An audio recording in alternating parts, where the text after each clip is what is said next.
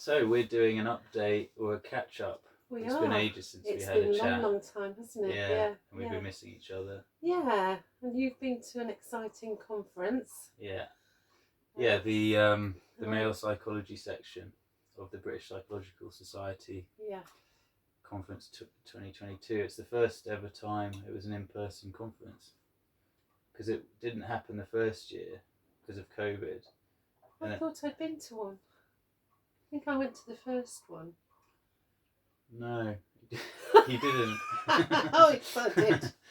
No, because I tried to, and I went to one, and then it didn't happen, and then the next one was online. I was told. I went to a 2-day conference. Ah. Yeah. When was that? It was before COVID. Okay. Yeah. The male psychology section.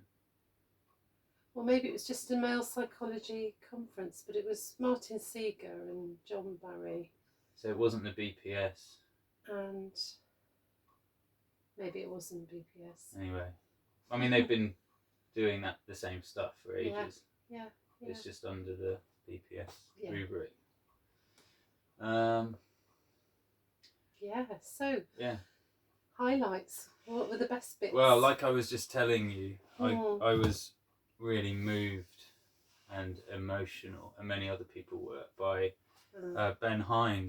So he is, let's see where he's from. Ben Hine, sorry. Where is his? Yeah. He's from the University of West London, and his presentation was Fathers and Intimate Partner Violence, an auto-ethnographic analysis of current literature on men's experiences of abuse involving children. So he basically took us through his life story, and he said that when he was 4, he was a very happy little boy with his parents, living at home, going on family holidays, and everything seemed really nice. And then his mum got ill. I think she got cancer. And her parents, in particular her mum, then became quite controlling and started putting pressure on his father to do certain things. And there was a question around, was he really looking after his wife properly? And the way that he presented this was as a sort of dialogue between him and his father, as the research was done in that way. So it was kind of interviews, and he kept reading out verbatim the things that he had said and his father had said. And these were often in separate interviews, so they didn't realise what the other person's memories were until they put them side by side, and it was really touching and really upsetting, actually. So the father got home from work one day and everything was gone. There was the furniture and his child were gone. And that's so shocking. Yeah. And so he was basically told that by his mother-in-law that we're gonna look after Ben now. And so he went to family court. Can't remember, £60,000 it might have been. He spent in 2 years fighting to get just a reasonable relationship with his son back. Then at the end of the 2 years, the mother-in-law actually got ill and said, actually, we can't look after Ben anyway, so you can have him. So Ben got to be reunited with his father, but there was already this legacy of trauma, and it came up again when he was about 12 or 13 when his mum passed away. Right. And he said he was in the hospital and his father wasn't there for him. And that was his experience as a 12-year-old, was that he felt angry that his father couldn't be there to support him at that. Were they estranged, his mum and dad? Yeah, because of everything that had happened. Yeah. His father expressed in these interviews that he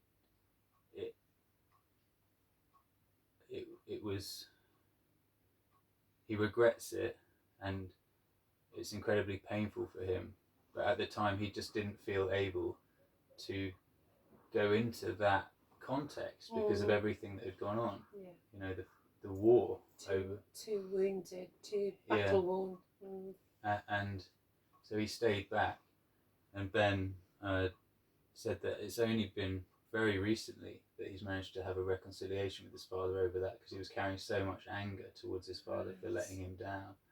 But what he now realises as a father himself is that actually the whole time his father was trying to protect him and trying to protect him from the truth of how awful it had actually been. And felt he was too young at 12 to hear the story. Yeah. So Ben it was so moving to hear someone articulate in psychological and emotional terms the legacy of what this level of polarization and conflict does to the child. He didn't understand, and he made interpretations, as a child does. Yes, fill in the blanks. And they caused decades of pain, and he said he's had years and years of therapy, and he's still trying to deal with it. But yeah, it was a really beautiful piece of work, because it felt like it had actually facilitated some of that healing between father and son. And I'm just thinking how brave of him to do that auto-ethnographic study. He wouldn't have known that it would lead to healing, would he? He wouldn't have known that at the outset. No, not necessarily. I think it was really courageous of him to. Yeah, it felt so raw to hear him. There was a couple of moments where he paused and he was looking at the screen, and everyone in the hall was on tenterhooks, really. I was. It was just... Yes. But yeah, it was interesting for me, because I know this territory personally and through my clients. Yes. But to hear an adult version of the child reflecting back what it was like for him, and it's a lifelong impact. Yes. And this is someone that's interested in psychology and high functioning, and I don't know, I had a good chat with Ben afterwards and said how much I enjoyed the presentation, but if it's that hard for someone like him to find a way through, then it's just, I just feel as though at some point it's inevitable that we're collectively going to have to realise, because it's going to become impossible to ignore just how devastating this pattern is. Well,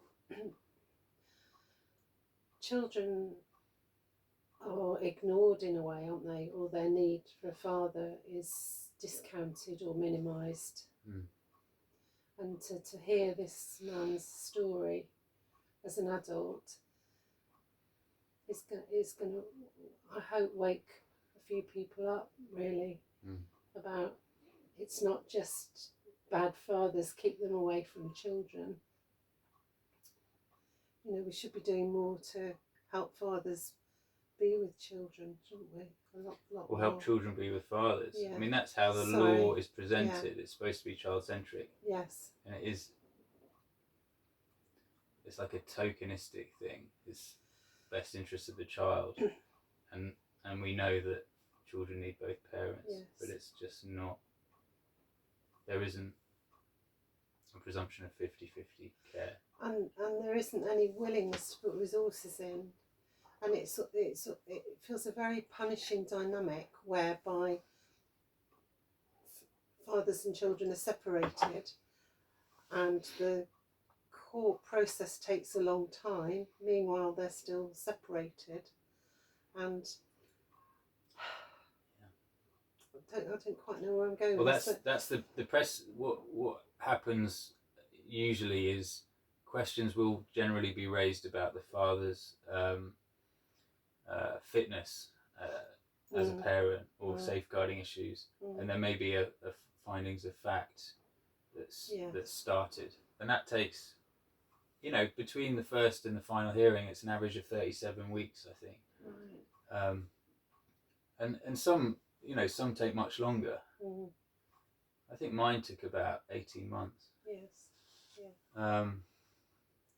And in that time, often, to play it safe, the judge or the magistrate will say, "Oh, no contact," because we don't know what we're dealing with. But the point here, and in all these cases, is by doing that, you are commissioning child abuse. Yeah. You're definitely harming the child. So it's not a Yes. question of, is the child perhaps in danger? It's like, you are definitely harming the child because you're rupturing a key attachment. Yes. So that's the piece. It's one of the pieces in the Family Court Reform Coalition interim report that we've been working on a bit recently. We had two seminars.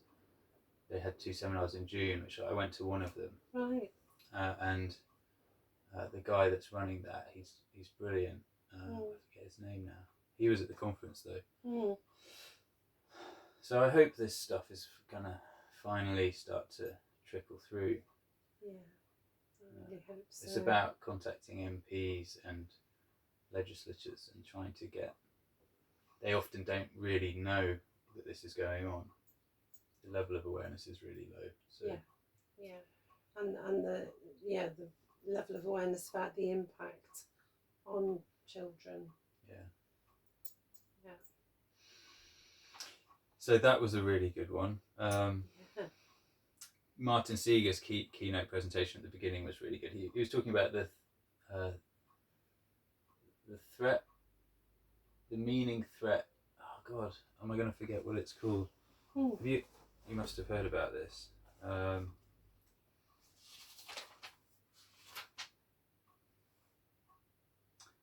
The power threat meaning framework. Have you heard of this? No, I haven't. This is fascinating. Go on. So a few people were talking about it, including Dennis Reloppo Howell, who runs PsychReg. Have you heard of PsychReg? No, I haven't heard of that either. It's a big website, and he makes videos and stuff. So he actually did a critique of the power threat meaning framework, and got threatened with libel.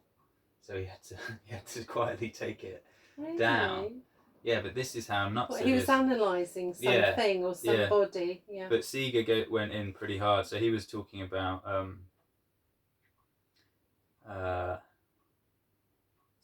so the power threat meaning framework it aims to depathologize mutual distress. No, it aims to depathologize mental distress, but actually pathologizes masculinity. And he says, just read it between pages 113 and 128. So it's actually endorsed by the British Psychological Society, and no doubt other bodies like, I don't know this for sure, but I imagine it's probably endorsed by the BACP and the ASA, the APA, American Psychological Association. Yes, yeah. I don't know that, but it just sounds like the kind of thing. Because he said it's used for training purposes as an alternative to traditional models of psychiatric diagnosis. But it says men must open up and things like that. It would be fascinating to actually go through it properly, but what Martin was basically saying is, no, this is just another example of blaming men for their because they're not distress. being more like women. Yeah. Gosh. Do you mind just telling me about the power threat meaning framework, or is it? I don't understand it enough because I haven't looked at it. I'm just seeing in my notes now if there's any explanation of.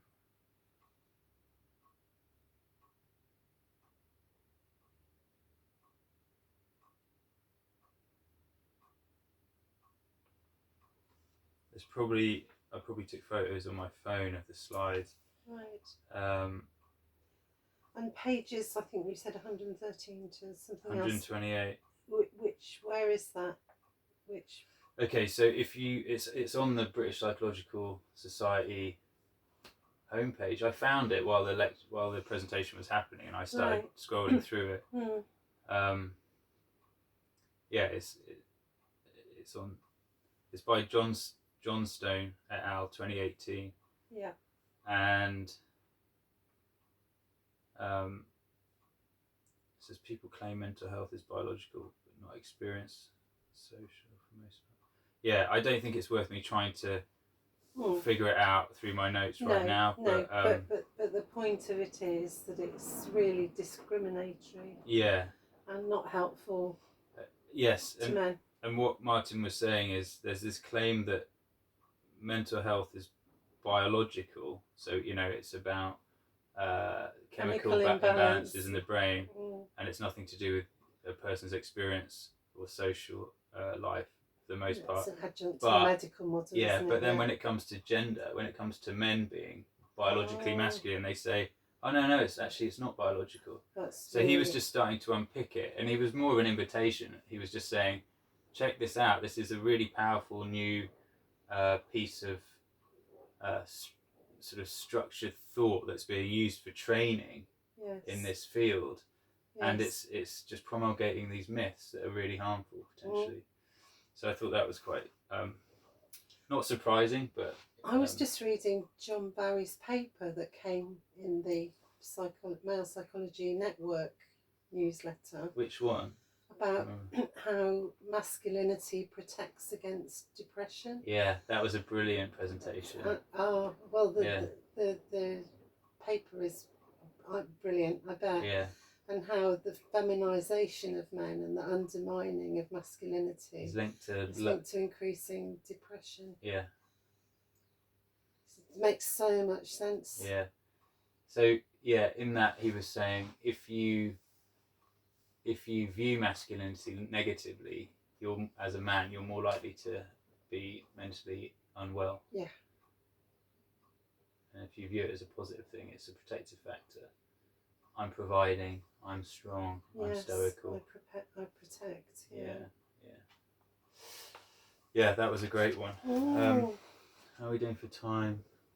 Oh, we haven't got very long. Did you wanted to mention something you were doing? Oh, it's such a brief little something. I did a workshop on oxytocin. Oh yeah. Yeah, and it's like all workshops, you come away seeing the concept you've been studying as the answer to everything. Yeah. And I did come away like feeling that, but there was just a mention of men and parenting and oxytocin, and there's been considerable amount of research measuring levels of oxytocin, and I think the researcher herself was surprised that men and women have very similar levels of oxytocin around their children.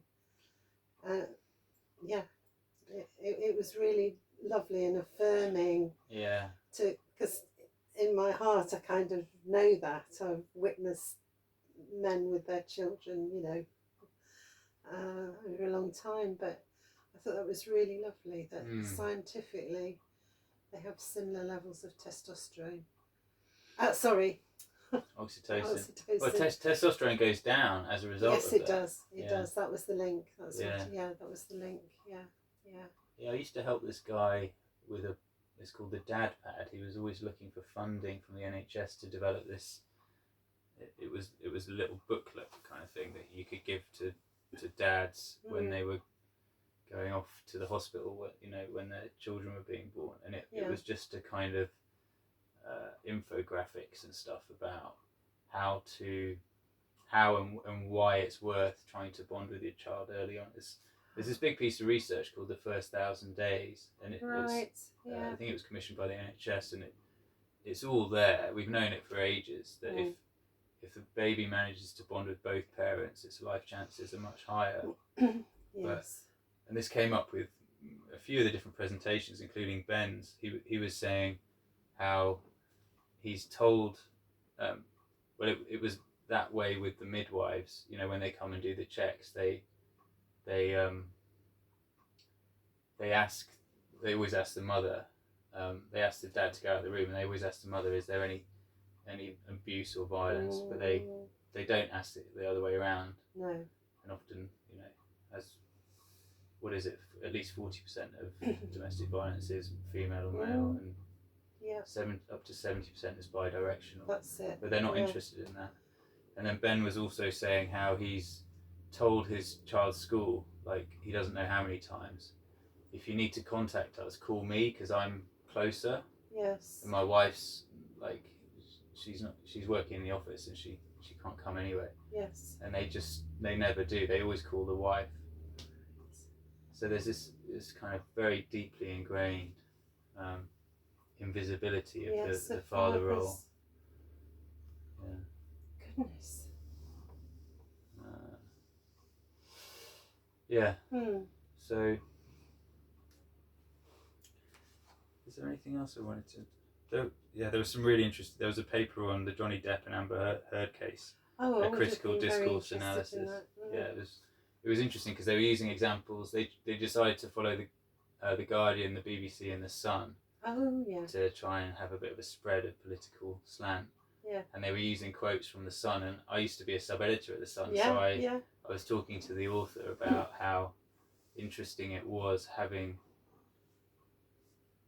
Basically, I was, whenever it was in my 20s, I was generating that kind of language without really being conscious